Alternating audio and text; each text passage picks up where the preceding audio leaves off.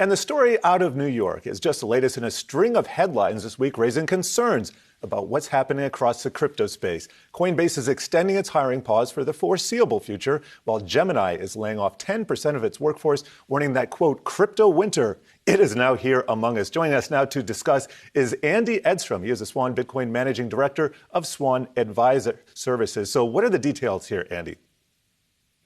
Yeah, well, if we're talking about whether we're in crypto winter or not, you never know until it's already happened. So people usually talk about the period after the 2013 price peak in Bitcoin or after 2017 price peak in Bitcoin, when companies were slowing down, some went out of business, some people left the industry.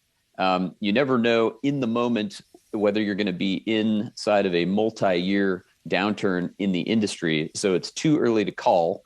I do think that the recent news with respect to hiring at Coinbase and Gemini does indicate a slowdown overall in Bitcoin and in digital assets, but it remains to be seen how long that downturn will last.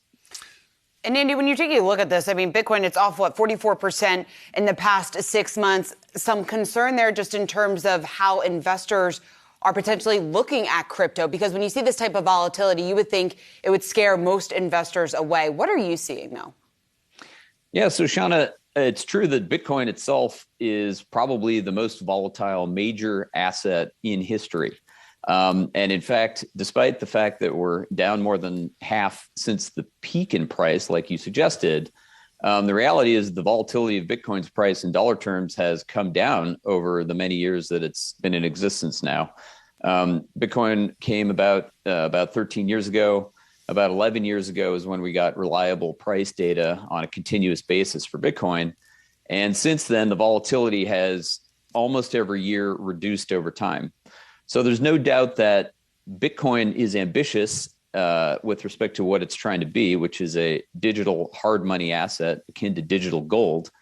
If it reaches even that potential, its value is likely to be much, much higher than it is today.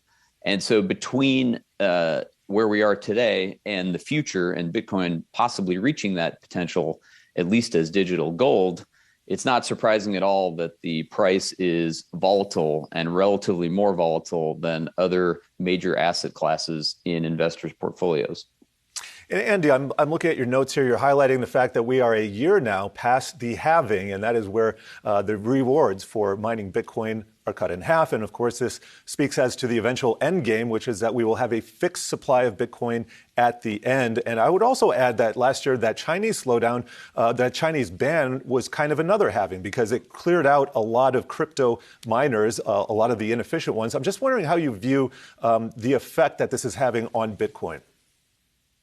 Yeah, so you're right. So the halving is a major factor in the evolution of Bitcoin over time. And as you pointed out, every time we have a halving, the magnitude of that emission rate is reduced. In the early years, there was a lot of new Bitcoin being issued. And then every time we have a halving, that reduces over time. But also the magnitude of that reduction falls over time. With respect to China, I think China was a major watershed moment in Bitcoin. There was a lot of fear prior to that event that the Chinese government or some organizations or agencies within the country could take over Bitcoin or shut it down or materially adversely affect the network. And what we saw was actually what was supposed to happen, as with any robust decentralized network, did happen. Miners relocated in large part.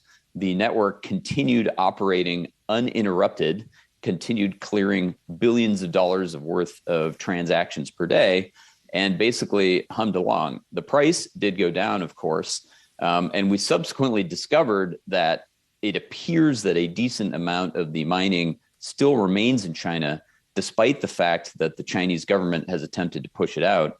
I think that's indicative of the fact that it's very difficult to kill Bitcoin, extremely difficult, and it's difficult even really to contain it within any particular jurisdiction. This is one of the key features of Bitcoin, both as a monetary network and as an asset, which is it's extremely hard to kill. And over time, it seems to become more and more robust as the network grows and as more individuals and entities participate in it. Well, Andy, as crypto does grow and Bitcoin grows in popularity, FTC was actually out with a report today saying that more than 46,000 people have lost more than $1 billion in crypto scams since 2021. We talk about more and more instances of this. As someone that's in the industry, how are you looking at this and just the potential risk that this poses? Yeah, so Bitcoin itself has hundreds of billions of dollars of market value. And as I mentioned, it clears billions of dollars of transactions on a routine basis.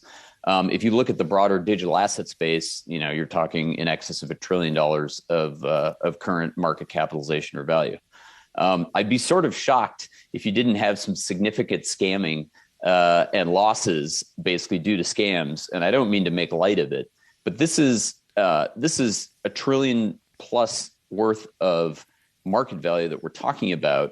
And so it's really inevitable that you're going to get people that show up, bad actors, thieves, essentially, that attempt to take advantage of the opportunity that is afforded to them anytime there's money sloshing around in a relatively new area. I'd say relative. I mean, Bitcoin, as we said, is more than a decade old, but relatively new area that is well capitalized.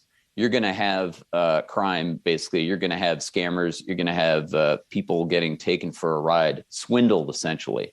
And so, unfortunately, this is a natural event in any major new asset, in any major new area that's creating tremendous value. And so it is the job of the regulators and of law enforcement to do their best to keep a handle on this thing. And so they're hard-working members of various agencies in government that are doing their best to protect people from scammers. But it is an ongoing battle. The battle is never won. And to be honest, I don't think it ever will be as long as human nature exists and people seek to make money. Well, we got to leave it there, but really appreciate you stopping by here. Andy Edstrom, Swan Bitcoin Managing Director of Swan Advisor Services.